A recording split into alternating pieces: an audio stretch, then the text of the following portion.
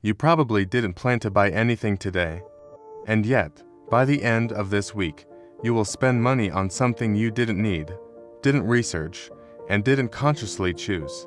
Not because you're irresponsible, not because you lack discipline, but because modern society is built around a simple idea: your desires can be engineered. This video is not about shopping. It's not about brands or discounts or luxury.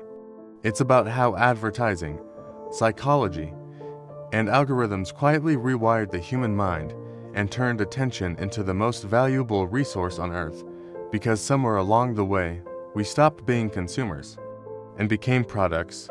Part 1. The myth of free choice. We like to believe we're independent thinkers, that our decisions are rational, logical, and personal. But neuroscience tells a different story. Over 90% of human decisions are driven by emotion first. Logic comes later, as justification. Advertising doesn't persuade you by explaining. It persuades you by associating. A product becomes confidence. A brand becomes identity. A purchase becomes meaning. When you choose between hundreds of options, you feel free. But most of those options were designed using the same psychological triggers: fear of missing out, desire for status, and social comparison. Choice exists, but it is guided.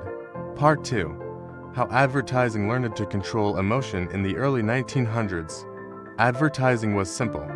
Products were explained, benefits were listed. Then everything changed. Edward Bernays, the nephew of Sigmund Freud, introduced a radical idea: people don't buy based on need, they buy based on unconscious desire. From that moment on, advertising stopped selling products and started selling dreams. Smoking became freedom, cars became masculinity, cosmetics became power. This wasn't marketing anymore. It was emotional engineering. And it worked. Part 3.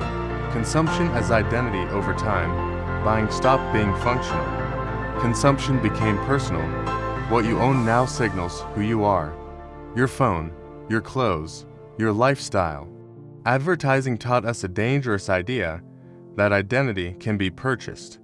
And when identity is tied to spending, dissatisfaction becomes permanent. Because there is always a newer version, a better image, a higher standard. Desire has no finish line. Part 4. The birth of the attention economy. The internet didn't kill advertising. It perfected it. Today, platforms don't compete for your money. They compete for your time. Because time creates data, and data creates profit. You are not scrolling randomly. Every pause, every replay, every reaction feeds an algorithm designed to learn your weaknesses better than you know them yourself. In the digital age, attention is currency. And the more fragmented your attention becomes, the easier it is to influence. Part 5. You are not the user.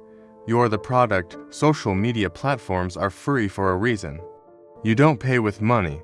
You pay with behavior. Your emotions are tracked. Your habits are predicted. Your future actions are estimated. Advertisers don't guess anymore. They target. Not demographics, psychological profiles. The system doesn't ask what's good for you. It asks what keeps you engaged the longest. Part 6. Addiction is not a side effect. Infinite scroll is not an accident. Notifications are not helpful features. They are engineered feedback loops. The same dopamine mechanisms used in slot machines now live in your pocket. Unpredictable rewards keep the brain hooked. Comparison keeps it anxious. Validation keeps it coming back. You don't lose focus because you're weak. You lose focus because the system is optimized for it. Part 7. Why more never feels like enough. Consumer culture promises happiness, but delivers restlessness, because once happiness is commercialized, it becomes unreachable. There is always something missing, always something to upgrade, always something better. A society that feels incomplete is a profitable society. And dissatisfaction is the engine that keeps consumption alive. Part 8.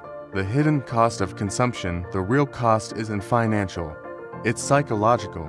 Chronic anxiety, constant comparison, loss of presence. When worth is measured by ownership, self-esteem becomes fragile. And when everything is optimized for stimulation, silence becomes uncomfortable. Part 9. Who benefits from this system? This system doesn't exist by accident. It rewards platforms that maximize engagement, brands that exploit insecurity, algorithms that prioritize emotion over truth. The winners are invisible, the costs are personal. Final, breaking the spell. Escaping consumerism doesn't mean rejecting technology. It means understanding it. Awareness weakens manipulation. The moment you question a desire, you reclaim control. Because freedom today isn't about owning more, it's about wanting less. And the most radical act in a world built on consumption is conscious choice.